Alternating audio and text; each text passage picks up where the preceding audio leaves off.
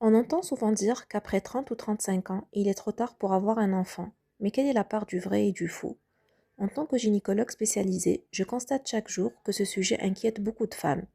Aujourd'hui, je vais vous expliquer le lien réel et scientifique entre l'âge et la fertilité avec des informations claires pour vous aider dans votre projet de parentalité.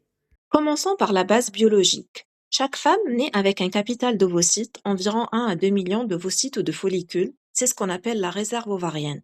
Ce capital ou cette réserve ovarienne ne se renouvelle pas et diminue progressivement tout au long de la vie, atteignant entre 400 000 et 500 000 ovocytes à la puberté et s'épuisant complètement à la ménopause. Donc deux choses évoluent avec l'âge.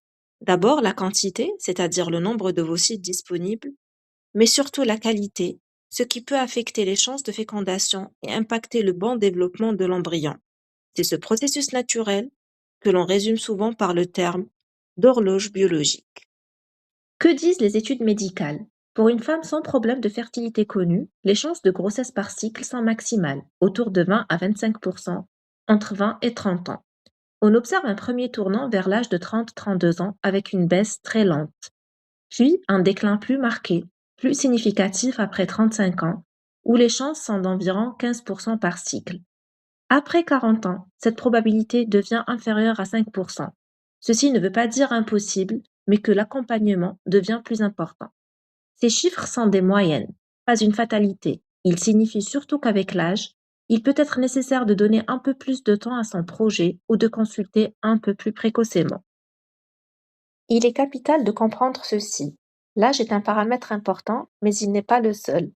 Une femme de 38 ans en parfaite santé, avec des cycles réguliers et sans antécédents, peut avoir de meilleures perspectives qu'une femme de 28 ans dont les cycles sont très irréguliers.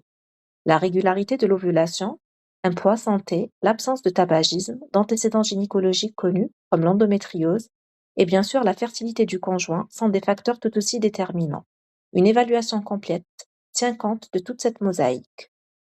Alors, quelles actions concrètes entreprendre? Je vous donne deux conseils principaux issus de mon expérience en consultation. Premièrement, faites un point personnalisé.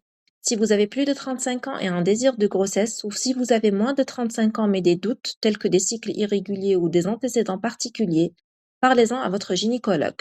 Un bilan simple, échographie plus prise de sang, permet de faire le point sur votre réserve ovarienne et votre santé en général. Deuxièmement, anticipez. Si vous sentez que votre projet pourrait être retardé pour des raisons personnelles ou sociales, avancez la discussion avec un spécialiste. Mieux vaut une consultation d'information un peu plus tôt que de perdre un temps précieux. Pour conclure, je dirais que l'âge a un impact sur la fertilité, surtout après 35 ans, mais il ne résume pas tout. La clé, c'est une évaluation personnalisée et un dialogue avec votre médecin. Pour savoir exactement quels examens comprend ce bilan dont je viens de parler, je vous invite à regarder ma vidéo précédente sur les premiers examens en cas d'infertilité juste ici. Abonnez-vous à la chaîne MyGynécoDZ pour recevoir des informations médicales fiables et n'hésitez pas à poser vos questions dans les commentaires, j'y répondrai avec plaisir. Prenez soin de vous.